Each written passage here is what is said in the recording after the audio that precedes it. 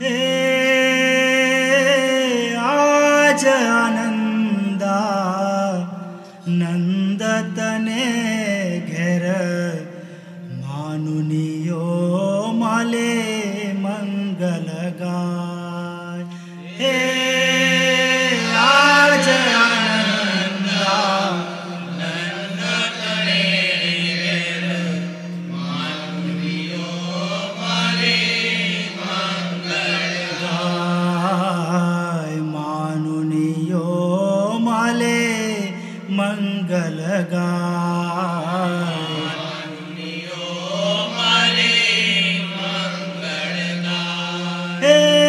વાગે તાલ મૃદંગને બેરે વાગે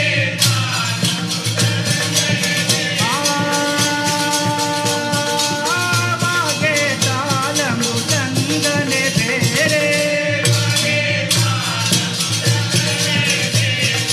આગન રે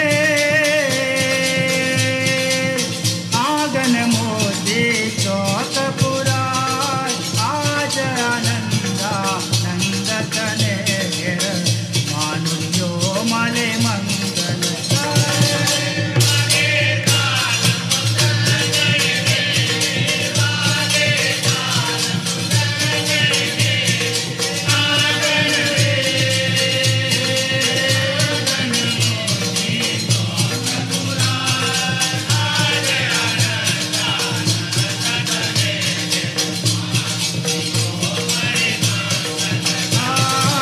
કંચન થાલ ભરે છે ફલકો.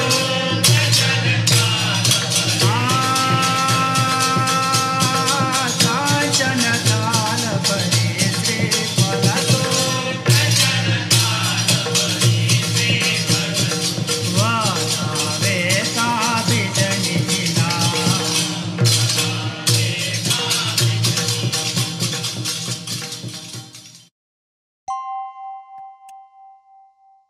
કેમ છો બધા? આનંદ મંગલ. મારા વેશને જોઈને તમે મને નહીં ઓળખો. હું કૃષ્ણ છું. હા, કોઈ ભૂમિકા કે પાત્ર ભજવતો કલાકાર નથી. હું સાચે જ કૃષ્ણ છું. તમને નવાઈ લાગતી હશે નહીં? અરે પેલો મથુરાની જેલમાં રાત્રે 12 વાગે જન્મેલો અને પછી ચૂપચાપ ગોકુળમાં નંદ બાબાને ઘરે જઈને સંતાઈ ગયેલો, જશોદાના ખોળે ઉછળીને મોટો થયેલો, ગોકુળમાં ખૂબ તોફાન મસ્તી કરતો, માખણ ચોરતો, વાંસળી વગાડતો, આ બધું તમને બરાબર યાદ છે. મારી વાત કોઈનાથી ક્યાંય છાની છે? મેં જીવનમાં કશું જ સંતાડ્યું નથી. પણ જવા દો, આ બધી વાતોમાં તમને કોઈ રસ નહીં પડે. પરંતુ હું તમને એક પ્રશ્ન પૂછું. તમે બધા અહીંયા કેમ ભેગા થયા છો? ખરો છે પ્રશ્ન નહીં? આજે તમે મારો જન્મદિવસ ઉજવવા આવ્યા છો. વર્ષોથી આ જ પ્રકારે તમે લોકો ભેગા થાવ છો અને મારો જન્મદિવસ ધામધૂમથી ઉજવો છો. મારો જન્મદિવસ મને ભક્તિભાવપૂર્વક માનવા વાળો તો ઉજવે, પરંતુ મને જરાય ન માનતો, મારી ભક્તિ નહીં કરનાર પણ બરાબર યાદ રાખીને મારો જન્મદિવસ ઉજવે છે. ભક્તો મંદિરમાં જાય, ભૂખ્યા રહે, ઉપવાસ કરે અને ભજન કીર્તન ગાય. અને જેઓ મારા ભક્ત નથી તેઓ ક્લબમાં જાય, છાના માના કોઈ ખૂણે બેસે અને પછી શરાબની બાટલી કાઢે, તીન પત્તી રમે, પોલીસથી પકડાઈ ન જવાય એની પૂરેપૂરી કાળજી રાખે. આ બધું તો વર્ષોથી ચાલતું આવ્યું છે. પણ મને આનંદ એ વાતનો છે કે તમે તો તીન પત્તી રમવા નથી આવ્યા. તમે મારો જન્મદિવસ ઉજવવા આવ્યા છો. અને એમાંય મારી વાતો સાંભળવામાં તમને ક્યાંથી રસ પડે? તો ચાલો, હું અત્યારે રજા લઉં છું. તમે શાંતિથી ઉજવો મારો જન્મદિવસ. મને મારો જન્મદિવસ ઉજવવામાં કોઈ રુચિ નથી. વળી આજે મારી પાસે બંસરી પણ નથી. જરા ઉતાવળમાં હતો એટલે હું ભૂલી ગયો છું. વાંસળી વગરના કૃષ્ણને તમે કેવી રીતે ઓળખો? ચાલો, ફરી ક્યારેક મળીશું. હા તો મિત્રો આ વખતની આપણે જન્માષ્ટમી આમ જબરદસ્ત મનાવવાની છે. તો બધા એક બાય વન સજેશન તમે આપો. તિથિ તું પહેલા બોલ. ના, હું આ વખતે કૃષ્ણ નહીં બનું. અરે આપણે પેલી માછલી લગાવીને ના, મેં આ વખતે કૃષ્ણ બનીને પીતાંબર નહીં પહેરું. અલી એ પછીની વાત. પણ આપણે એના તોરણ પણ લગાવીશું ને અહીંયા તોરણ લગાવવાનું. આ કૃષ્ણનો મોટો ફોટો આપણે સામે લગાવીશું, અહીંયા સામે વચ્ચે લગાવવાનું. સામે આ તો વચ્ચે લગાવીએ આપણે. મટકી અહીંયા લગાવી. કૃષ્ણ તો તારે જ બનવું પડશે. ના, રામ કબીર મિત્રો, રામ કબીર. બધા કેમ છો? અહીંયા બધા કેમ ભેગા થયા છો? અરે તને એટલી ખબર નથી, નજીકના દિવસોમાં જન્માષ્ટમી આવી રહી છે. આપણે ભેગા મળીને તેની ઉજવણી કરીશું. અમે તેના આયોજનની ચર્ચા માટે ભેગા થયા છીએ. અરે માખણની ગોળી ફોડીશું, બધું દહીં માખણ વેરણ ચેન કરીશું, ખૂબ નાચશું અને આનંદ કરીશું. કોઈને રાધા બનાવીશું, કોઈને કૃષ્ણ બનાવીશું, પછી રાસ ગરબા રમીશું. બાપુ મજા પડી જશે. આ બધું તો બરાબર, પરંતુ આ ધાંધલ અને ધમાલ કર્યા પછી જે ગંદકી ફેલાશે તેને સાફ કોણ કરશે? બરાબર છે. મને બિલકુલ નહીં ફાવે. અરે તેની શા માટે ચિંતા કરો છો? આ પ્રાચી બેન શું કરશે? તેને ગરબા ગાતા નહીં આવડે, દહીં માખણની ગોળી ફોડતા ફાવશે નહીં, પણ સફાઈ કામ તો ફાવશે ને. કરો મજાક. હું કઈ તમારી માફક નવરી નથી. હા, મારે તો પરીક્ષા છે, તૈયારી કરવાની છે, અને હું તો આ ચાલી. અરે અરે અરે મારી માસી, આમ રિસાઈને કઈ જતું રહેવાતું હોય? ચાલ પાછી આવતો. શું કહ્યું તે? માસી? હું માસી લાગુ છું? મારે તારી સાથે વાત જ નથી કરવી. જા. અરે યાર પ્રાચી, એમાં શું ખોટું લગાડે છે હા, યાર? પ્રાચી દીદી, એમાં શું ખોટું અરે બધી વાત લગાડવાનું? સિરિયસલી ના લેવાની હોય. ચાલ પ્રાચી, આવું ના હોય. ચાલ અરે બધા શાંત થઈ જાઓ, છોડો બધી મજાક મસ્તી. આપણે કાર્યક્રમ બનાવીએ કે શું કરવું છે. જુઓ ભાઈ, આ બાબતમાં આપણી પાસે કોઈ જ જ્ઞાન નથી, એટલે મને તો પૂછતા જ નહીં. તમે જે કહેશો તે ફાવશે તો કરીશું. અને મારી વાત સાંભળી લો, હું સૌથી નાની છું. મને પીતાંબર પહેરાવીને કૃષ્ણ બનાવવાની વાત તો કરતા જ નહીં. હવે હું કૃષ્ણનો પાત્ર નહીં ભજું. હા, અરે પણ કૃષ્ણ વિના ચાલશે કેમ? તારે ખાલી વાંસળી પકડીને બેસી રહેવાનું છે, તેમાંથી ક્યાં કોઈ સૂર કાઢવો છે? બકા, તને તો આવું બધું ફાવે છે. પહેલા પણ તે આવા રોલ કર્યા હતા. હવે શું વાંધો છે? હવે એ બધી વાત જવા દો. હું કોઈ નાની ઢીંગલી નથી રહી. મારામાં ધીમે ધીમે સમજણ આવતી જાય છે. પુનિયાદથી આપવામાં આવતો સંદેશ હું ધ્યાનથી સાંભળું છું. અરે રે રે રે રે રે, મને તો ખબર જ ન હતી કે આ નાનકડું બાળક મોટું થઈ ગયું છે. કેવું પડે આ?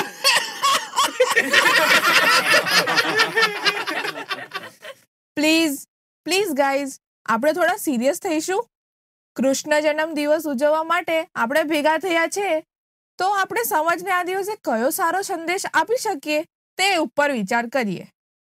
સામાન્ય રીતે આપણે જન્મદિવસ ઉપર કોઈને પણ શુભેચ્છા સંદેશ પાઠવીએ છીએ. તો કૃષ્ણ માટે કોઈ સારો શુભ સંદેશ વિચારી શકાય? સુંદર વિચાર છે. તેના કાર્ડ બનાવીએ અને પ્રદર્શિત કરીએ અને ભક્તોમાં વેચીએ. આ બાબતમાં મારું સમર્થન કરું છું. જો મને એક વિચાર આવ્યો છે કે આપણે એમ લખી શકીએ છે કે એક બીજું સાહસ ભરેલું નવું વર્ષ તમારા આગમનની રાહ જોઈ રહ્યું છે. તમારા જન્મદિવસને ધામધૂમથી અને વૈભવ સાથે ઉજવીએ. વળી એમ પણ કહેવાય કે count your life by smiles not tears, count your age by friends not year. Happy birthday. એમ પણ કહેવાય કે એક વર્ષ જૂનું થયું અને બીજું નવું વર્ષ ઉજવણીનું કારણ બન્યું. વાહ, આપણે બધા સંદેશા આપવાની બાબતમાં તો મહાન ફિલોસોફર બની ગયા.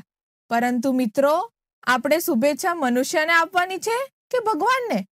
આપણા આ બધા સંદેશા તો મનુષ્ય માટે છે. ભગવાનને પણ આ જ પ્રકારે શુભેચ્છા આપીને આપણે શું કહેવા માંગીએ છીએ તેની સ્પષ્ટતા થતી હોય એમ લાગતું નથી. યસ, આ વાત વિચારવા જેવી ખરી. મને હવે સમજાયું કે કૃષ્ણ તો ભગવાન છે, માનવ નથી. પરંતુ જન્મદિવસ ઉજવવા માટે કોઈ કારણ તો જોઈએ. આ તો પેલી કહેવત જેવું થયું કે આખું કોળું શાકમાં ગયું. કશાય કારણ વિનાની ઉજવણી. બીજું શું કહેવાય?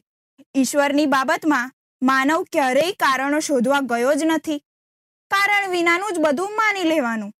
ભગવાનની પ્રાર્થના કે ભજન કીર્તન કરાય, પૂજા કરાય અને ઉપવાસ રાખી શકાય. જો હું જણાવી દઉં, મને ભૂખ્યા રહેવું ફાવશે નહીં. જીવનજીમાં રાજે તો આપણને કૃપાનાથનો સમૂહ ઉજવવાનું કહ્યું છે. વળી દળ અર્થાત આમંત્રણની રાહ પણ જોવાનું નથી કહ્યું. બસ સકલ નામદેવ કબીરના પડથારે સમયસર પહોંચી જવું. ઋતુ, તારી વાત સાથે હું સહમત છું, પરંતુ સાથે સાથે એમ પણ કહ્યું છે કે જે ભાવે સો પાવ, અર્થાત જે પસંદ આવે તે સાથે લઈને જજો. આમ આપણા વડવાઓ કૃપાનાથનો સમૂહ ઉજવતા હતા અને સુખડીનો પ્રસાદ સાથે લઈ જતા હતા એવું સાંભળ્યું છે, પરંતુ મને વધુ કશી ખબર નથી. મને ખબર જ હતી આવો જ કોઈ લોચો વાગશે. તેથી ચાલ આપણે બહાર જઈને લખોટીઓ રમીએ. હા, તારી વાત સાચી છે. આમાં આપણું કામ નહીં. આ લોકોને માથાકૂટ કરવા દે, આપણે લખોટો રમીએ. ચાલ ચાલ. હે ભગવાન, આમાં તો મોટો લોચો પડ્યો. હવે શું થશે? જો તો ખરા, ભગવાનનો પ્રસંગ અને આપણે પાછા તેને પૂછે છે કે શું થશે. હે ભગવાન, તું જ કઈ રસ્તો બતાવ. આમ મુંજાશો નહીં. અરે જુઓ તો ખરા, આ બાબા સ્વિગાનંદજી આવી રહ્યા છે. શું વાત છે? બાબા સ્વિગાનંદ આવી રહ્યા છે. આવો આવો બાબા, આવો બાબા, આવો. સ્વિગાનંદ સ્વિગાનંદ સ્વિગાનંદ બાબા, સ્વિગાનંદ સ્વિગાનંદ સ્વિગાનંદ બાબા, સ્વિગાનંદ સ્વિગાનંદ સ્વિગાનંદ બાબા, સ્વિગાનંદ સ્વિગાનંદ સ્વિગાનંદ બાબા. રામકબીર મિત્રો, અરે મને સ્વિગાનંદજી ક્યારનો બનાવી દીધો. હે જ્ઞાની પુરુષ, અમારા માટે તો તમે જ અમારા માર્ગદર્શક છો. અમે જન્માષ્ટમી મહોત્સવના બાબતે ખરેખર ગૂંચવાઈ ગયા છે, એટલે તો તમને મહાપુરુષ બનાવી દીધા. મિત્રો, કેમ, સાચું કે નહીં?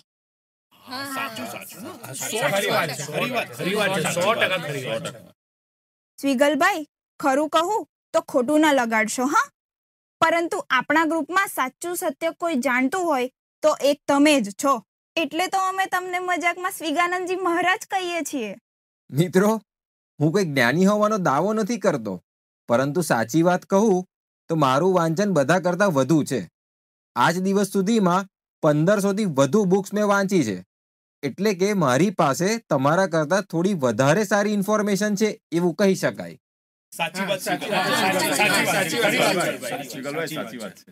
ચાલો હવે મજાક બંધ કરીએ મિત્રો. હવે આપણે મુદ્દા ઉપર આવીએ.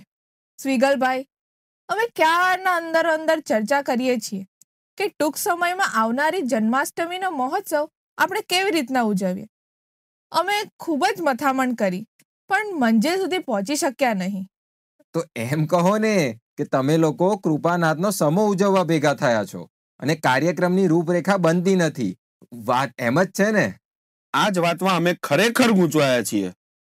કોઈ પિતાંબરમાં ખોવાયા, કોઈ સૂત્રોચ્ચાર સ્લોગનમાં ખોવાયું, કોઈ માખણ મિશ્રીમાં તો કોઈ મટકી ફોડમાં ખોવાયું, પરંતુ એકેય બાબતમાં ક્યાંય મેળ પડ્યો નહીં. મિત્રો, તમારી વાત સાચી છે.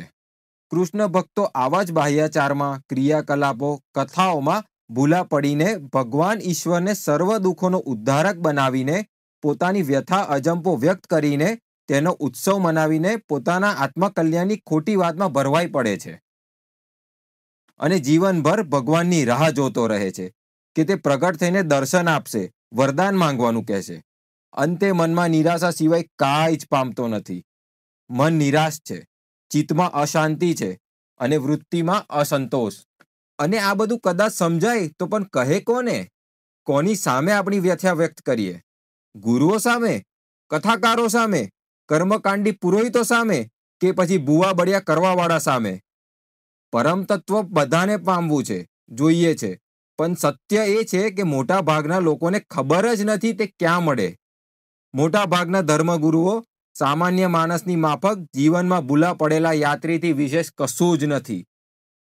રમઈની 15માં કબીરજી સમજાવે છે કે વો નહીં બદરિયા પરી કો સંજા, અગવા ભૂલા બનખંડ બંજા, પિય અંતે ધન અંતે રહી, ચોપરી કામરી માથે ગહી, ફૂલવા ભાર ન લે શકે કહીએ સખિયન સો રોય, જો જો બીજે કામરી ત્યો ત્યો ભારી હોય. કબીરજી સમજાવે છે કે ઘણા બધા નરનારીઓ એક જગ્યાએથી બીજી જગ્યાએ માલ સામાન વેચવા જાય છે. ચાલતા ચાલતા દૂર ઘંઘોર જંગલમાં પ્રવેશ કરે છે. આકાશમાં કાળા દિબાંગ વાદળો છવાઈ જાય છે અને વરસાદ તૂટી પડે છે. સામે 4 પડવાળી કામડી માથે ઓળી છે, પણ જેમ જેમ ભીજાય છે તેમ તેમ વજન વધતું જાય છે. પગ થાકી ગયા છે. દુઃખનો પાર નથી. વન ક્યારે પૂરું થશે તેનો કોઈ અંદાજ નથી, માટે ભય પણ લાગે છે. ચાલતા ચાલતા ફૂલવા બીજી સખીને પોતાનું દુઃખ વર્ણવે છે, પણ કોઈની પાસે કોઈ જવાબ નથી. કબીરજી આપણને સમજાવે છે કે 4 પડવાળી કામડી અર્થાત બાળપણ, યુવાની, પ્રૌઢ અને વૃદ્ધ અવસ્થા રૂપી 4 પડવાળું જીવન મળ્યું છે. પરંતુ સાચી સમજ ન હોવાથી કે જીવનમાં સાચા માર્ગદર્શક ગુરુ ન મળવાથી જીવન ઘનઘોર રૂપી અજ્ઞાનતામાં ચાલ્યું જાય છે. અને ત્યારે જીવાત્મા ડરીને વિલાપ કરે છે, કેમ કે રસ્તામાં જે પણ માર્ગદર્શક એટલે કે ગુરુ મળ્યા તે પણ સાવ અજ્ઞાની હતા. આથી સુખપૂર્વક જીવન જીવી શકાતું નથી. સ્વિગલભાઈ, સાચે જ તમે અમારી આંખો ખોલી નાખી. હું કબૂલ કરું છું કે મારી જીવન યાત્રા ખરેખર ઘનઘોર જંગલમાંથી જ પસાર થઈ રહી છે એવું લાગે છે. કોલેજમાંથી ઉચ્ચ શિક્ષણ તો મેળવ્યું, પરંતુ જીવનનું શિક્ષણ અર્થાત આધ્યાત્મિક જ્ઞાન મેળવવાનું અને સમજવાનું બાકી રહી ગયું હતું. વળી એમ કહી શકાય કે જે માન્ય છે તે પૂર્ણ સત્ય નથી. ખરેખર હું સહેમત છું કે આપને આપની યુવા અવસ્થાથી જ જાગૃત રહેવું જોઈએ. બાકી જગતમાં એવાય લોકો બેઠા છે જેઓ સ્વયં તો ભૂલા પડેલા જ છે અને બીજાને પણ એ જ રસ્તે ભૂલા પાડે છે. મારી જ વાત કર. જો હાથે બાંધેલો દોરો મિત્રને ત્યાં કથા પૂજનમાં ગયો હતો. પૂજારીએ સર્વનું કલ્યાણ થશે કહીને હાથ ઉપર દોરો બાંધી આપ્યો. સાચું જ્ઞાન દોરા બાંધવામાં ન આવે, પરંતુ સાચા માર્ગદર્શકની પ્રેરણાથી જ આવે. હવે આ દોરાનું શું કરું? થોડો ડર લાગે છે. અરે એમાં ગભરાય છે શા માટે? મારી પાસે તેનો સચોટ ઉપાય છે જ. લે, આ દોરો કાપી નાખ્યો. હવે ડર અને અંધશ્રદ્ધા બંને ગઈ. આ લોકોનું કામ જ આ છે. એકવાર દોરો બાંધી દો પછી તેને છોડી શકાય નહીં. બીજા અર્થમાં કહું તો જંજીર બાંધનારા અનેક મળશે, પરંતુ છોડાવનાર મળશે કે કેમ તે શંકાસ્પદ છે. આપના પૂર્વજોને જીવનજી મહારાજ જેવા સમર્થ માર્ગદર્શક મળ્યા, માટે તેમની જંજીર એટલે કે અંધશ્રદ્ધા સમી દોરી તૂટી ગઈ. ધનરાજ પંડ્યાને પદ્મનાભજી મળ્યા અને જ્ઞાનીજીને કબીર મળ્યા. અને અમને સ્વિગલભાઈ મળ્યા. કેમ, ખરું કે નહીં? જીવનમાં સાચું માર્ગદર્શન મળવું ખૂબ જ મુશ્કેલ કામ છે, પરંતુ પ્રયત્ન ચાલુ રાખીએ તો એ અશક્ય નથી. મિત્રો, મારા પર ભરોસો કરવા બદલ આભાર. હું કોઈ મોટો જ્ઞાની નથી, પરંતુ સતત વાંચન અને નિયમિત આધ્યાત્મિક સંપર્કોને લઈને હું કશુંક શીખી શક્યો છું. મેં જે કંઈ મેળવ્યું છે તે જીવનજી મહારાજના સાચા વચનોના અભ્યાસ દ્વારા પ્રાપ્ત કર્યું છે. હા, સાચી વાત છે. આપણે ગણન અને ચિંતનમાં જતા રહ્યા. માફ કરશો, થોડું વિષયાંતર કરાવું. આપણે તો કૃપાનાથના સમાના આયોજન ઉપરથી લાંબી મંજિલ કાપીને માર્ગદર્શક સુધી પહોંચી ગયા. મને પ્રશ્ન થાય છે કે આપને કૃષ્ણ જન્મ સમો ઉજવવો જોઈએ કે નહીં? જીવનજી મહારાજ તો કહીને ગયા છે કે કૃપાનાથનો જન્મોત્સવ ઉજવજો. મારા દાદા મને હંમેશા પુણ્યાદ કૃપાનાથના સમાની ઉજવણીમાં સાથે લઈ જતા, પણ બાળપણવશ હંમેશા માત્ર ધમાલ મસ્તી જ કરતા અને લાડુ ખાઈને પાછા આવતા. આમ મજા કરવામાં યુવાન થઈ ગયા અને દાદા ઈશ્વર શરણ થઈ ગયા. આનો માર્ગ સ્વિગલભાઈ તમે જ બતાવો. બોલો, આપણે શું નવું કરી શકીએ? બહુ સારી વાત છે. જીવનજી મહારાજનો આદેશ છે એટલે તેમાં તથ્ય જરૂર છે. આપણે શાંતિથી બેસીને આયોજન બાબતે વિચારીએ, પરંતુ મને પહેલા ભૂખ લાગી છે. ભૂખ્યા પેટે બરાબર વાત થશે નહીં. હા, હું પણ સહમત છું. પણ પહેલા નાસ્તો કરી લઈએ અને સાથે સાથે ચર્ચા પણ કરી લઈએ. હા બરાબર છે પહેલા આપણે નાસ્તો કરી લઈએ. હા ચાલો પહેલા પેટ પૂજા પછી કામ બીજા. બરાબર ચાલો. હે જગતના જીવાત્માઓ, મને જોઈને તમે અચંબિત થઈ ગયા? હું સાચે જ કૃષ્ણ છું. હમણાં જ થોડા સમય પહેલા નહોતો આવ્યો, ત્યારે હું પીતાંબર પહેરીને નહોતો આવ્યો. એટલે મને એમ થયું કે ધરતી પરના મારા ભક્તોએ મને બરાબર ઓળખ્યો નહીં. સાચું કહું તો એમ પણ મને કોણ ઓળખે છે? પેલા BR ચોપરાના કૃષ્ણની ઓળખાણ પડે? મારી ક્યાંથી પડે? એ કલાકાર હતો અને હું વાસ્તવિક કૃષ્ણ છું. એક વાત યાદ રાખો, હું કોઈ પણ વેશમાં અને સ્વરૂપમાં આવી શકું છું, પરંતુ હે જગતના માનવીઓ, તમે પણ ખરા છો. મારો વેશ તમે નક્કી કરી રાખ્યો છે કે મારે ફરજિયાત પિતાંબર પહેરવું, માથે મોરનું પીછું રાખવું, વળી બાળકૃષ્ણ હો તો મુરલી જોઈએ, અને સાથે રાધા અને વાછરડા કે ગાય તો જોઈએ જ. મથુરાના કૃષ્ણ તરીકે તમે મને હાથમાં સુદર્શન ચક્ર પકડાવ્યું. દ્વારકા રહેવા ગયો તો 8 પટરાણી સાથે મને પરણાવ્યો. પહેલા માખણ ચોરીનો આક્ષેપ કરતા, ગોપીઓના વસ્ત્રોની ચોરીનો આક્ષેપ કર્યો. ધાવણો બાળક હતો ત્યારે પૂતના તેના કર્મથી મૃત્યુ પામી, તો પણ તેનો દોષ મારા માથા પર નાખ્યો. પૂતના સ્વયં શરીર પર વિષ લગાવીને આવી હતી. તેની અસર તેના શરીર પર થઈ અને એ મૃત્યુ પામી. પરંતુ તમે કંસના ડરથી એવા તો ડરી ગયા હતા કે પૂતના તેના ઝેરના કારણે મૃત્યુ પામી, પરંતુ મારા કોમળ જીવનમાં તમે માની લીધું કે એણે મેં મારી નાખી. તમને એક એવો ઉદ્ધારક જોઈતો હતો કે તમારા તમામ દુઃખોનું નિવારણ કરે. એમાં તમે લોકોએ મને વધુ ઉશ્કેરી મૂક્યો. મને તોફાન કરવામાં, મસ્તી કરવામાં મજા આવતી, અને તમે લોકોએ તેને લીલા કહીને મને ભગવાન બનાવી દીધો. ભગવાન બન્યા પછી મારે સદાય હસતા જ રહેવાનું, લોકોના દુઃખ દર્દ સાંભળતા રહેવાનું. મારે માખણ ન ખાવું હોય તો પણ તમે મને બળજબરીથી ખવડાવ્યો. હું મારા આનંદમાં મોરલી વગાડું તો તમે ભાન ભૂલીને મારી આજુબાજુ નાચવા લાગતા. અરે આ ધરતીના માનવો, તમે ખરા છો. તમે તમારી કલ્પના અનુસાર ઈશ્વરનું અર્થાત મારું નિર્માણ કર્યું. પથ્થર કોતરીને મૂર્તિ બનાવ્યા પછી તેના ઉપર માખણ દહીંનો અભિષેક કરો છો. અરે માનવો, હવે મારી મૂર્તિને માખણ, દહીં કે 56 ભોગની કોઈ જરૂર નથી. ગોકુળમાં કે વૃંદાવનમાં પણ મારે માખણ ચોરવાની કોઈ જરૂર નહોતી. જશોદા મૈયા અને નંદ બાબા પાસે પૂરતા પ્રમાણમાં બધું જ હતું. વંચિત તો તમારા બાળકો હતા. પૂરતો પોષક ખોરાક ન મળવાથી તેઓ દુર્બળ હતા. એટલે આમ મેં ઘરમાં પણ ચોરી કરીને પોષક ખોરાક મેળવવાનો રસ્તો દેખાડેલો. બાળકો તમારા, પોષણ તમારા બાળકોનું, અને આરોપ મારા ઉપર. પરંતુ તમે તો મારો જન્મદિવસ ઉજવવા આવ્યા છો ને, તો ઉજવો. બીજા ભક્તો પણ મને બોલાવી રહ્યા છે, તો ત્યાં પણ જરા આટો મારી આવું.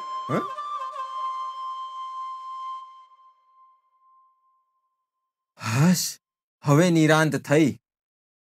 ચાલો નાસ્તો કરતા કરતા વાતો કરીએ. બોલો, કયો કાર્યક્રમ કરવો છે?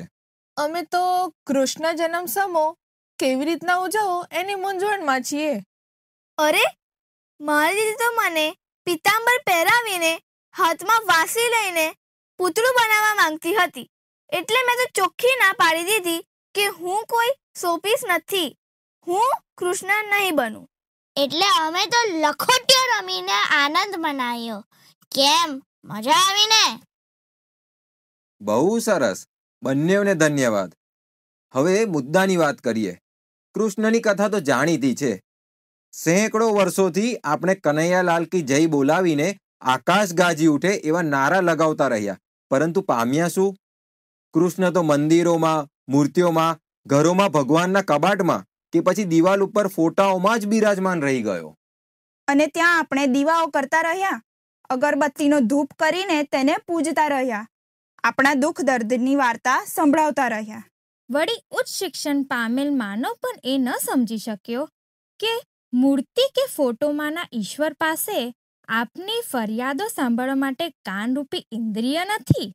સંકોચ સાથે જણાવવાનું કે મારું નામ દીપ છે. જો સાંજે મેં દીવો ન કર્યો તો મારી દાદી ખૂબ નારાજ થતા, મને ઠપકો આપતા. પરંતુ આ જે થોડી થોડી સમજણ પડવાની શરૂઆત થઈ, નામ દીપ, પણ આપણે 100 ખોટા દીવા કરીને પૂજા કર્યાનો આનંદ લેતા રહ્યા, પરંતુ સાચો દીપક પ્રગટાવવાનું શીખ્યા જ નહીં. મારા ઘરમાં કોઈ દેવો કરતો જ નથી, એટલે મને કોઈ કારણે ખબર ન હતી. પરંતુ મારી બેનપણીઓના પરિવારમાં રોજ દીવા થતા જોયા હતા. ત્યારે પ્રશ્નો ઊભા થતા હતા કે મારા ઘરમાં દીવો કેમ નથી થતો. મમ્મી અને દાદીમાં હિંચકા પર બેસીને સંધ્યા આરતી ભણતા. બીજા પરિવારો માત્ર દીવો પ્રગટાવીને પૂજા પૂરી થવાનો સંતોષ માની લેતા. કે પછી રોજ સવારે અને સાંજે મૂર્તિ સામે કે મંદિરોમાં હાથ જોડીને ઊભા રહેવાનું, જાણે કે ઈશ્વરને બધું જ દુઃખ કહી દીધું અને તે કૃપા કરશે એવું આશ્વાસન આપોઆપ મેળવી લેવાનું. ખરી વાત તો એ છે કે આપણા દુઃખ દૂર કરવા તે ફરી પાછો આવે તેની સૌ આતુરતાપૂર્વક રાહ જુએ છે. વળી તે ક્યારે આવશે તે કોઈ જાણતું નથી, છતાં મોટી આશા લઈને બેઠા છીએ અને પાછા આવવાની પ્રાર્થના કરીએ છીએ. મિત્રો, આપણા સૌની પાસે પોતપોતાની વેદના હતી અને આજે તમે તેને ખુલ્લી પાડી. કૃષ્ણ કથા તો જાણીતી છે. જગતમાં સાચે જ ઈશ્વર માનવ સ્વરૂપ લઈને કૃષ્ણ તરીકે જન્મ્યો હશે કે કેમ એ વિષયને બાજુ ઉપર જવા દઈએ અને આપણે આ કથા થકી કઈ પ્રેરણા લઈ શકીએ તે અગત્યનું છે. કૃષ્ણ કથા આપણને જીવન જીવવામાં અને બીજાને જીવન જીવવાની પ્રેરણા આપવા માટે ઘણી જ અગત્યની છે. જુઓ, કૃષ્ણે માખણની ગોળી ફોડી એટલે આપણે પણ આંધળું અનુકરણ કરવાનું ન હોય. કૃષ્ણ પિતાંબર પહેરે તો એટલે આપણે પણ નાના બાળકોને તે પહેરાવીને શોપીસ ન બનાવીએ, પરંતુ તેના કાર્યોનું પૃથ્થકરણ કરીને માનવ ઉપયોગિતા સાથેના કાર્યો કરીએ તો જ તેનો સાચો જન્મદિવસ મનાવ્યો કહેવાય. હું તમને એક વાર્તા દ્વારા સમજાવું. એક વૃદ્ધ તેના પૌત્રને કહે છે કે મારી અંદર એક લડાઈ ચાલે છે. તે બે ભયાનક વરુ વચ્ચે છે. એક વરુ ગુસ્સાવાળું, નકામું છે, લાલચુ, ઈર્ષાળુ, ઘમંડી અને કાયર છે. બીજું સદગુણી છે, જે શાંત, સ્નેહાળ, પ્રેમાળ, ઉદાર, ઈમાનદાર અને વિશ્વાસુ છે. એ જ બે વરુ તારી અંદર પણ લડી રહ્યા છે અને બીજા બધાની અંદર પણ લડી રહ્યા છે. થોડી વાર પછી પૌત્રએ પૂછ્યું, દાદાજી, જીત કયા વરુની થશે? દાદાએ હસીને કહ્યું, જેને તમે ભોજન સારું કરાવો તેની. અરે, આ વાત તો અમારી સમજની બહાર જ રહી ગઈ હતી. આપને કૃષ્ણના કાર્યોનું બારીકાઈથી અવલોકન કરીને તેને માનવીય ઓપ આપવાની જરૂરત હતી. તેના બદલે કૃષ્ણને ચમત્કારિક બનાવી દીધો. નહીં કે બેસુરી વાંસળીના અવાજો થકી જીવનમાં પણ બેસુરા પ્રપંચો કરીએ, આપના સ્વાર્થ મુજબ અર્થઘટન કરીએ. તો ચાલો તૈયાર થઈ જાઓ. આપણા સૌની પાસે કોઈને કોઈ સંદેશ તો છે જ. આ સંદેશો દ્વારા આપણે આપણા મહોત્સવને ઉજ્જવળ બનાવીને ઉજવીએ. મારું માનવું છે કે કૃષ્ણ હંમેશા નિર્ભય હતા. એટલે એવું સૂત્ર બને કે સામી વ્યક્તિ ગમે તેટલા પ્રયત્નો કરે, આપણે ડરવું નહીં. હંમેશા નિર્ભય રહો. જીવનજી મહારાજે તેમની સખીમાં નિર્ભયતાની વાત કરી જ છે. આપણને કોણ ડરાવી રહ્યું છે તે વિચારીએ.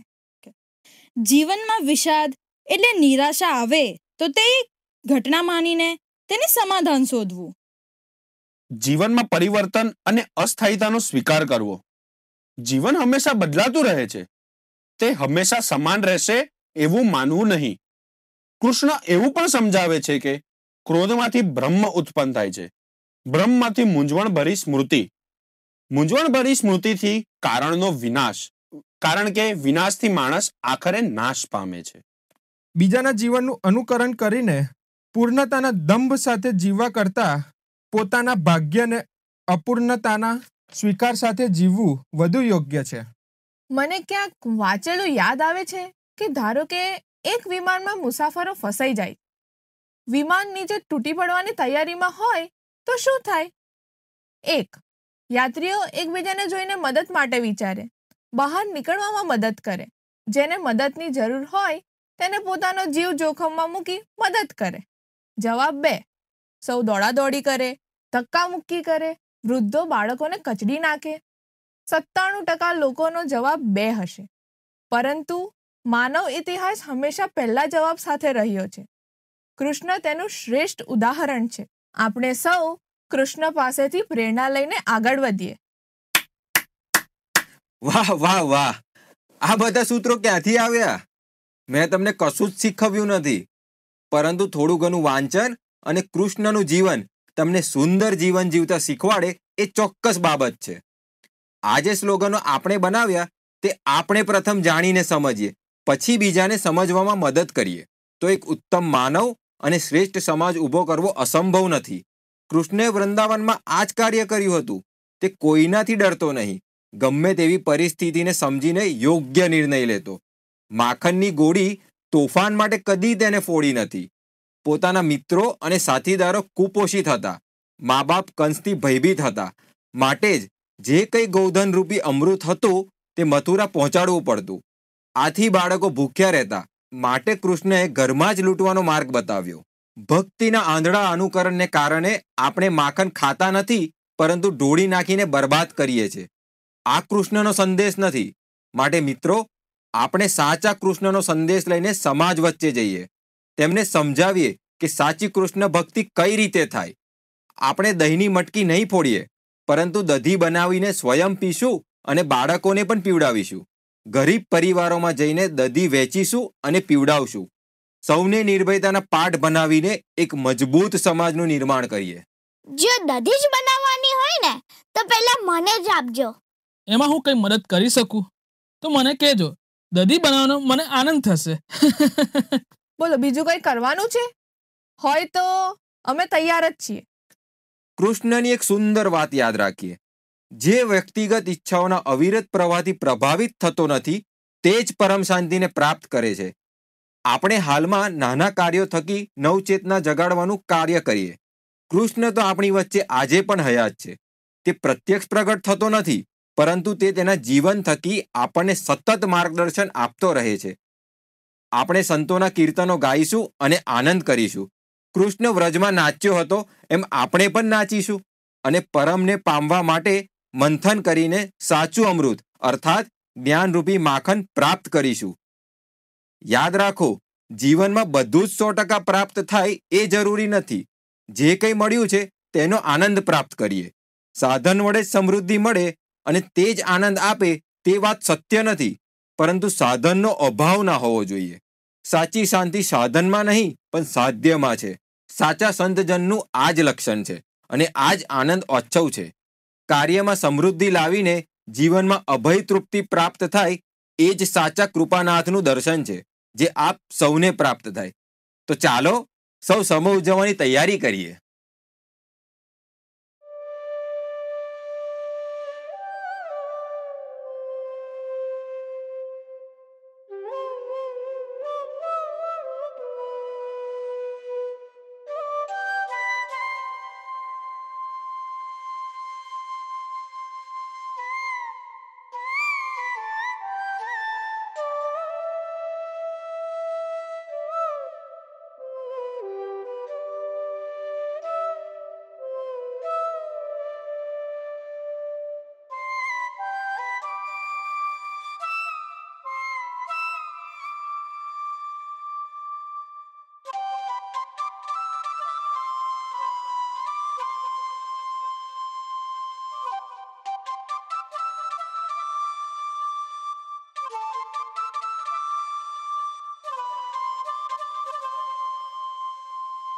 વાંસળી વગાડવાનું ચાલુ રાખું કે બંધ કરું? તમને હશે કે વાંસળી વાગે એટલે રાધા આવશે અને પછી રાસ રમીશું. તમે રાધાની રાહ જુઓ છો? હવે તે ક્યારેય નહીં આવે. અને શા માટે આવે? મને આખે આખો એની આંખોમાં સમાવીને એ તો શાંતિથી સૂઈ ગઈ છે. હવે રાધા આ જગતમાં પાછી નહીં આવે. પરંતુ તમે મૂંઝવણમાં હોવ એવું લાગે છે. હજુય તમે મારું પિતાંબર શોધતા હશો. અરે ભક્તો, આ ગરમી તો જુઓ. આ રેશમી પિતાંબર કરોડતું હતું એટલે તે બદલીને આવ્યો છું. જવા દો, તમને મારી વાત નહીં સમજાય. પણ હું સાચે જ કૃષ્ણ છું, રાધાનો કૃષ્ણ. મીરાનો પતિ, નરસિંહ મહેતાનો નાથ, કબીરનો પાંચમો રામ, સુરદાસનો બંસીધર. હું મારા ભક્તોનો સાથ છોડીને ક્યાંય જતો નથી. હું તો યુગો યુગનું શાશ્વત અસ્તિત્વ છું. વૈકુંઠમાં શેષનાગની શૈયા પર હું હંમેશા સૂઈ રહું છું એમ તમે માનો છો? તો હું જણાવી દઉં, હું વૈકુંઠમાં રહેતો નથી. હું આ વિરાટ બ્રહ્માંડનો એક અણુ છું. સદાય કાળ મારું અસ્તિત્વ ટકાવી રાખું છું. હું સમયથી પર છું. હું કાળનો પણ મહાકાળ છું. તમે ધનરાજ પંડ્યાના પદો તો ગાઓ છો, તે મારી ઓળખ આ પ્રમાણે આપે છે: જે પરમાણુ છે તે જ રહ્યું વ્યાપીએ. સાચા સંતો મને કીર્તનોમાં ભરપૂર ગાય છે અને હું તેમના હૃદયમાં નિવાસ કરું છું. જે મને સાચા ભાવથી જાણે છે તેને તે ભાવથી હું મળું છું. સામાન્ય જનો મને ધરતી પર શોધે છે. કોઈ વ્રજભૂમિમાં શોધવા જાય છે તો કોઈ દ્વારકા અને કોઈ જગન્નાથમાં જાય છે. પણ હવે હું ત્યાં નથી રહેતો. ત્યાં તો મારા માત્ર અવશેષો બાકી રહ્યા છે. મારા પૂતળા ત્યાં લાગેલા છે. તે જોઈને જગત ભ્રમિત જરૂર થાય છે, પરંતુ હું માનવોના પ્રપંચ સામે લાચાર છું. હા, તમને બરાબર યાદ હશે અને થતું હશે કે ગીતામાં તો પાછા આવવાનું મેં વચન આપ્યું હતું. તે હજી સુધી કેમ ના આવ્યો? કોઈ મને ગીતામાં શોધે છે તો કોઈ માખણની મટકીમાં. જગતભરના દુખી આત્માઓ મને આજે પણ પાછો બોલાવી રહ્યા છે. મારા પુનર્જન્મની રાહ જોઈ રહ્યા છે. હે માનવો, હંમેશા મારે પીળું પિતાંબર પહેરીને જન્મ લેવાનો અને તમારા દુઃખોનું નિવારણ કરવાનું? તો તમે શું કરશો? દુઃખો તમારા છે, વેદના તમારી છે અને એને દૂર કરવા ઈશ્વર અવતાર લે. તમે પ્રાર્થના કરતા રહો અને ઈશ્વર આવીને ઉદ્ધાર કરશે. મેં મહાભારતના યુદ્ધમાં અર્જુનનું કોઈ જ કામ નથી કર્યું. તે સ્વયં યુદ્ધ લડ્યો હતો. મેં તો રથ હાંકી બસ જોયા જ કર્યું. તો યાદ રાખો, હું કોઈના કલ્યાણ અર્થે આ ધરતી પર આવતો નથી. હું માત્ર બધાને જગાડવા માટે વિવિધ રૂપે આવું છું. આત્મકલ્યાણ તો બધાએ સ્વયં કરવાનું છે. તો ઉઠો અને મોહની નિદ્રામાંથી જાગો. જીવણજી મહારાજે તમને 400 વર્ષ પહેલા જગાડ્યા હતા. થોડી નિદ્રા આવી ગઈ હતી, પરંતુ હવે ફરીથી જાગવાનો સમય આવ્યો છે. તો જાગો, એક વાર ફરીથી જાગો. ચાલો, મારે બીજા ઘણાને પણ જગાડવાના છે. અને હા, મને પાછો પિતાંબરમાં શોધતા નહીં. આવજો. बाबानंद के महल में देखो भीड़ भई सब भक्तन की. बाबानंद के महल में देखो भीड़ भई सब भक्तन की. बाबानंद के महल में देखो भीड़ भई सब भक्तन की. बाबानंद के